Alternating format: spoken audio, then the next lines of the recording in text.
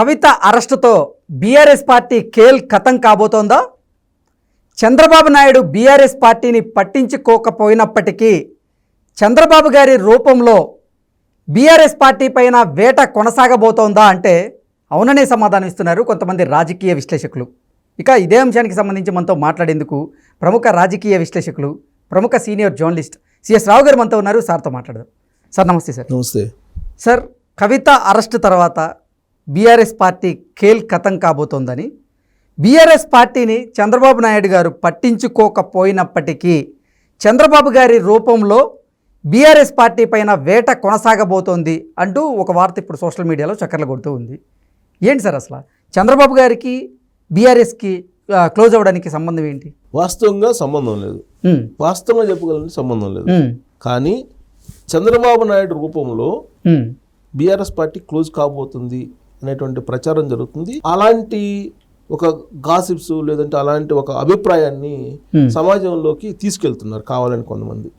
వాస్తవంగా చంద్రబాబు నాయుడుకి సంబంధం లేదు. అయినప్పటికీ కూడా ఆయన రూపంలో ఆయన పేరు చెప్పి బీఆర్ఎస్ పార్టీని క్లోజ్ చేయడానికి ఖచ్చితంగా కొన్ని ప్రయత్నాలు అయితే జరుగుతూ ఉన్నాయి. ఓకే, దానికి సంబంధించి కొన్ని ఉదాహరణలు కనుక మనం తీసుకుంటే, ఇప్పుడు ఎన్డీఏలో భాగస్వామ్యం అయ్యారు చంద్రబాబు నాయుడు. అవును, భాగస్వామ్యం ఎన్ని రోజులు అయింది? అఫీషియల్గా ఒక వారం కాలం. అఫీషియల్ అనౌన్స్మెంట్ ఉంది ఒక వారమే కదా. వారం తర్వాత జరిగినటువంటి అతిపెద్ద పరిణామం ఏంటి? కవిత అరెస్ట్. అంతేనా? కవిత అరెస్టే కదా. సో కవిత అరెస్ట్ అయ్యింది అని అంటే ఎన్డీఏలో భాగస్వామిగా చంద్రబాబు నాయుడు అయ్యారు కాబట్టి చంద్రబాబు నాయుడు మూవ్ చేస్తున్నారు, చంద్రబాబు నాయుడు మూవ్ చేసి ఈ మొత్తం బీఆర్ఎస్ పార్టీని క్లోజ్ చేయడానికి ప్రయత్నం చేస్తున్నారు అనేటువంటి వాళ్ళు బీఆర్ఎస్ పార్టీలోనే కొంతమంది ఉన్నారు. ఓకే, అంటే అసలు చంద్రబాబుకి సంబంధం లేకుండానే చంద్రబాబు గారి మీద ఆరోపణలు చేస్తున్నారు. అంతే, చంద్రబాబు నాయుడు పేరు చెప్పుకొని. అందుకే నేను చెప్పేది, చంద్రబాబు నాయుడు పేరు చెప్పి ఈ విధమైనటువంటి ఒక ప్రచారాన్ని తీసుకొస్తున్నారు. చంద్రబాబు నాయుడు రూపంలో వెంటాడుతుంది బీఆర్ఎస్ పార్టీని. బీఆర్ఎస్ పార్టీని రకరకాల వాళ్ళు వెంటాడుతున్నారు. అంటే ఇప్పుడు ఎవరికి అవసరం ఉంది బీఆర్ఎస్ పార్టీ క్లోజ్ కావాలి తెలంగాణలో అనేది? ఎవరికి ఉంటుంది? సహజంగా ఫస్ట్ ఉండేది ఎవరికి? కాంగ్రెస్ పార్టీకి ఉంటుంది. రెండు ఉండేది ఎవరికి? బీజేపీకి ఉంటుంది. అంతే కదా. అవును. సో ఇప్పుడు చంద్రబాబు నాయుడు ఎన్డీఏలో చేరిన తర్వాత ఇమీడియట్గా జరిగినటువంటి సంఘటన కాబట్టి ఇది చంద్రబాబు నాయుడు ఏమన్నా చేపిస్తున్నారా బీఆర్ఎస్ పార్టీని క్లోజ్ చేయడానికి? అంటే బీఆర్ఎస్ పార్టీని క్లోజ్ చేయడానికి నరేంద్ర మోడీకి లేకపోతే అమిత్ షాకి వాళ్ళకి ఏమన్నా డైరెక్షన్ ఇచ్చారా అనేది ఒకటి. రెండు, కాంగ్రెస్ పార్టీ ఇప్పుడు ఏం చెప్తుంది? కవిత అరెస్ట్ అయ్యేది. కవిత అరెస్ట్ అనేది బీజేపీ అలాగే బీఆర్ఎస్ పార్టీ ఆడుతున్నటువంటి ఒక గేము. బీఆర్ఎస్ని బతికించడానికి ఒక ఆట ఆడుతున్నారు అని చెప్పి కోమటిరెడ్డి వెంకటరెడ్డి మంత్రి హోదాలో ఇవాళ ప్రెస్ మీట్లో మాట్లాడడం జరిగింది. సో బతికించడానికి ఒక కార్యక్రమం, కవితను అరెస్ట్ చేస్తే ఏదో సింపతి గెయిన్ అయ్యి బీఆర్ఎస్ పార్టీని బతికించే ప్రయత్నం చేస్తుంది బీజేపీ. వాళ్ళిద్దరు ఒకటేను. రేపు రాబోయేటువంటి ఎన్నికల్లో కాంగ్రెస్ పార్టీని ఎదుర్కోవడానికి వాళ్ళిద్దరు తెర వెనుక ఒకటయ్యి ఎన్నికలు జరపడానికి సిద్ధం అవుతున్నారు. దాంట్లో భాగంగానే ఈ అరెస్టు అనేది ఒకటి చెప్తూ, కవితని అరెస్ట్ చేసింది హైదరాబాద్లో అరెస్ట్ చేసి ఢిల్లీకి తీసుకెళ్లారు. తెలంగాణలో మీరు ఎందుకు బంధుకు పిలుపునివ్వాలి? బంధుకో లేకపోతే ధర్నాలకో పిలుపుని ఎందుకు ఇవ్వాలని చెప్పి బీఆర్ఎస్ పార్టీని క్వశ్చన్ చేశాడు కోమటిరెడ్డి వెంకటరెడ్డి. క్వశ్చన్ చేస్తూ ఆయన ఏమన్నారంటే, పోతే మీరు ఢిల్లీకి పోయి ధర్నా చేయాలి జంతర్ మంతర్ దగ్గర కేంద్ర ప్రభుత్వానికి వ్యతిరేకంగా, రాష్ట్ర ప్రభుత్వానికి సంబంధించి ఇక్కడ రాష్ట్రంలో మీకేం పని అని మాట్లాడుతూ చంద్రబాబు నాయుడిని అరెస్ట్ చేసినప్పుడు ఆయన కూడా చంద్రబాబు నాయుడు పేరు తీశారు. చంద్రబాబు నాయుడిని అరెస్ట్ చేసినప్పుడు ఆంధ్రప్రదేశ్లో ఇక్కడ ఐటీ సెక్టారు లేదంటే తెలుగుదేశం పార్టీకి సంబంధించినటువంటి సింపథైజర్స్ లేదా చంద్రబాబు నాయుడు అభిమానులు ఇక్కడ ధర్నా చేస్తూ ఉంటే అక్కడ కూడా నాకెందుకు ఇక్కడికి ఎందుకు, నా హైదరాబాద్ బ్రాండ్ ఇమేజ్ దెబ్బతింటుందని చెప్పి కేటీఆర్ అన్నాడు కదా. ఆ మాటను గుర్తు చేశారు ఎవరు? కోమటిరెడ్డి వెంకటరెడ్డి. చంద్రబాబు నాయుడిని తీసుకెళ్లి ఇప్పుడు రాజమండ్రి సెంట్రల్ జైల్లో రిమాండ్కి పంపించినప్పుడు ఒక మంచి సినిమా చూపించావు బ్రో అంటూ జగన్మోహన్ రెడ్డిని అప్రిషియేట్ చేసావు కదా నువ్వు. ఆ తర్వాత చంద్రబాబు నాయుడు అభిమానులు లేకపోతే తెలుగుదేశం వాళ్ళు ఇక్కడ ధర్నాలు నిరసనలు వ్యక్తం చేసుకుంటే మీరు ఈ రాష్ట్రంలో చేయడానికి లేదు, ఆ రాష్ట్రానికి సంబంధించింది ఇక్కడ తీసుకొచ్చి దాన్ని పులవడానికి లేదు, హైదరాబాద్ బ్రాండ్ దెబ్బతీయడానికి ఒక కుట్ర పడుతున్నారని చెప్పేసి అన్నారా లేదా? కాబట్టి ఇప్పుడు హైదరాబాద్ బ్రాండ్ దెబ్బతినకుండా మీరు ఢిల్లీ వెళ్ళి ధర్నా చేసుకోండి అని చెప్పి కోమటిరెడ్డి వెంకటరెడ్డి కామెంట్ చేశారు బీఆర్ఎస్ పార్టీ వాళ్ళు. అంటే వీళ్ళేమంటున్నారు? అదిగో చూసారా కోమటిరెడ్డి వెంకటరెడ్డి వచ్చి మాట్లాడాడు. అంటే మేము మొదటి నుంచి చెబుతున్నాం కదా, రేవంత్ రెడ్డి సీఎం కావడానికి చంద్రబాబు నాయుడే కారణం, ఆయన గురు శిష్యులు వాళ్ళిద్దరు. ఇప్పుడు ముఖం రేవంత్ రెడ్డిది కనపడుతున్నా వెనక తెర వెనుక చంద్రబాబు నాయుడు ఉండేది, గురు శిష్యులు వాళ్ళిద్దరు అనుకొని చేస్తున్నారు అని చెప్పి ఒక ప్రాపగండా బీఆర్ఎస్ పార్టీ ఎప్పటి నుంచి చెబుతుంది, ఇప్పుడు మళ్ళీ మొదలుపెట్టి. అదేంటి కోమటిరెడ్డి వెంకటరెడ్డి అన్నాడు కదా. కాదు సార్, గతంలో కేటీఆర్ గారు చెప్పిన మాటే కదా అది. ఏది? అదే హైదరాబాద్ బ్రాండ్ ఇమేజ్ ని దెబ్బతీయకుండా మీరు మీ రాష్ట్రంలోకి వెళ్ళి ధర్నా చేసుకోండి అని కేటీఆర్ గారు అన్న మాటే కదా. అవును. ఇప్పుడు కోమటిరెడ్డి వెంకటరెడ్డి గారు అదే మాట అంటే తప్పే ఉంది దాంట్లో. కానీ ఇప్పుడు అన్నారు, కానీ దానికి ఒప్పుకోవాలి కదా. తెలంగాణలో తెలంగాణ అసలు మాది, తెలంగాణ బీఆర్ఎస్ పార్టీ అంటే తెలంగాణ అంటే బీఆర్ఎస్ పార్టీ అని చెప్పుకుంటున్నారు కదా. కాబట్టి మాకు హక్కు ఉంది తెలంగాణలో చేసేది. మీరు ఇక్కడ కాదంటే చంద్రబాబు నాయుడే మీ చేత చెప్పిస్తున్నాడు. సో మీరు చంద్రబాబు నాయుడు చెప్పిస్తున్నాడు అని చెప్పి ఇప్పుడు వీళ్ళు క్యాంపెయిన్ మొదలు పెట్టారు. ఎవరు? బీఆర్ఎస్ పార్టీ వాళ్ళు. బీఆర్ఎస్ పార్టీని దెబ్బతీయడానికి, బలహీనపరచడానికి చంద్రబాబు నాయుడు ఇచ్చినటువంటి డైరెక్షన్ లో కాంగ్రెస్ పార్టీ ఇలాంటి అన్ని చేస్తుందని చెప్పి వాళ్ళు అంటున్నారు.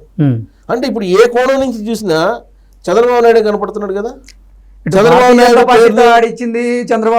నాయుడు ఇటు కాంగ్రెస్ పార్టీతో ఆడిచ్చింది చంద్రబాబు గారే అని ఆయనకి అసలు సంబంధం లేని దాంట్లో ఆయన ప్రస్తావన తీసుకొచ్చి, సో వీళ్ళందరూ చంద్రబాబు నాయుడు ప్రస్తావన తీసుకొచ్చి లాస్ట్ కి ఏం చెప్తున్నారు? బీఆర్ఎస్ పార్టీని క్లోజ్ చేయాలి. బీఆర్ఎస్ పార్టీని క్లోజ్ చేయాలంటే చంద్రబాబు నాయుడే చేపిస్తున్నాడు. కాంగ్రెస్ చేత చంద్రబాబు నాయుడు చేపిస్తున్నారు, బీజేపీ చేత చంద్రబాబు నాయుడు చేస్తున్నారు. ఇవన్నీ కాకుండా మళ్ళీ చంద్రబాబు నాయుడు మళ్ళీ ఆయన ఓన్ కుట్రబండి బీఆర్ఎస్ పార్టీని లేకుండా చేస్తున్నారు అనేది ఇంకోటి. మళ్ళీ మొదటి నుంచి అసలు చంద్రబాబు నాయుడు అసలు తెలంగాణలో అడుగు పెట్టడానికి లేదని చెప్పి దుష్ప్రచారం చేసిన వాళ్ళు కదా వీళ్ళు. చంద్రబాబు నాయుడు ఏదైనా సహాయం చేశాడంటే, నాకు తెలిసి నేను 26 సంవత్సరాలు పైగా జర్నలిజం చేస్తున్నాను, అంటే ఆయన సీఎం అయినప్పటి నుంచి నేను దగ్గర నుంచి చూశాను. ఏదైనా ఆయన సహాయం చేశాడంటే తెలంగాణకి ఆయన సహాయం చేశాడు. ఇవాళ తెలంగాణ ఈ విధంగా ఉంది అని అంటే అది పక్కాగా చంద్రబాబు నాయుడు చేసినటువంటి పని కారణంగానే ఉంది. కాదనలేని నిజం. ఇది నేను చెప్పడం కాదు, రేవంత్ రెడ్డి ముఖ్యమంత్రి హోదాలో కూడా ఈ మధ్యకాలంలో చెప్పాడు. కేటీఆర్ కూడా చెప్పాడు. కేటీఆర్ అనేక సందర్భాల్లో చెప్పాడు.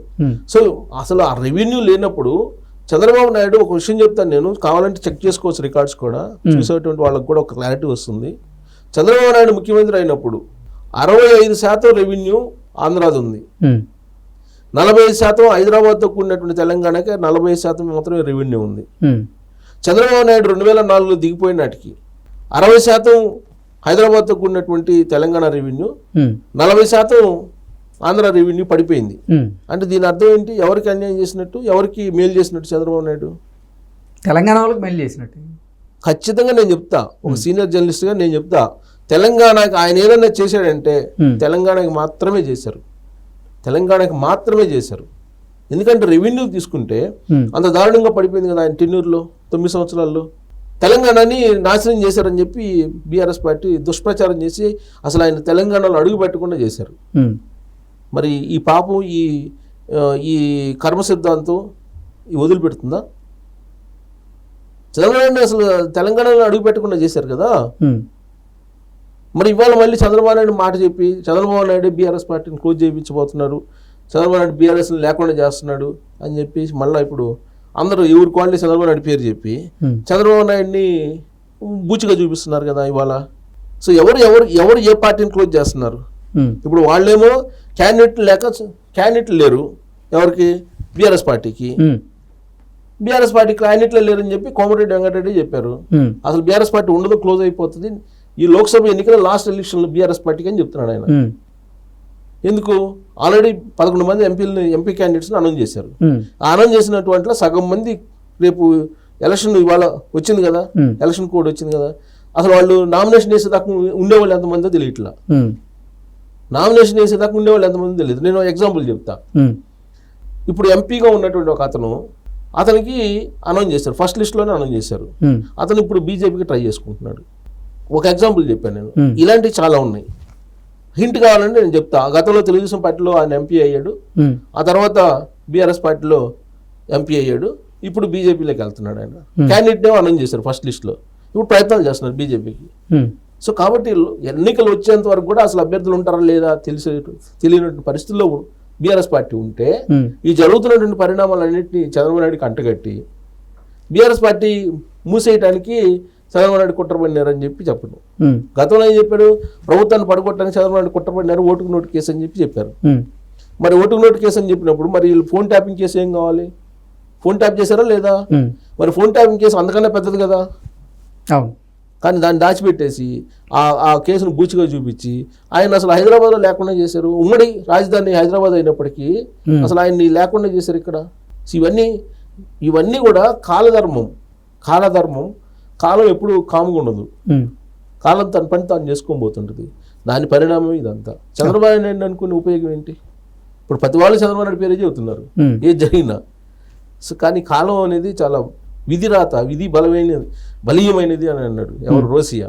ఇప్పుడు రాజశేఖర రెడ్డి చనిపోయిన తర్వాత ఆయన ముఖ్యమంత్రిగా పదవి తీసుకోవాల్సి వచ్చినప్పుడు విధి చాలా బలీయమైనది, ఇలా అవుతుందని నేను అనుకోలేదు, బాధాతత్వ హృదయంతోటైనా నేను ముఖ్యమంత్రిగా బాధ్యతలు తీసుకోవాల్సి వస్తుందంటూ ఆ సందర్భంలో విధి బలీయమైనది అని ఉపయోగించారు.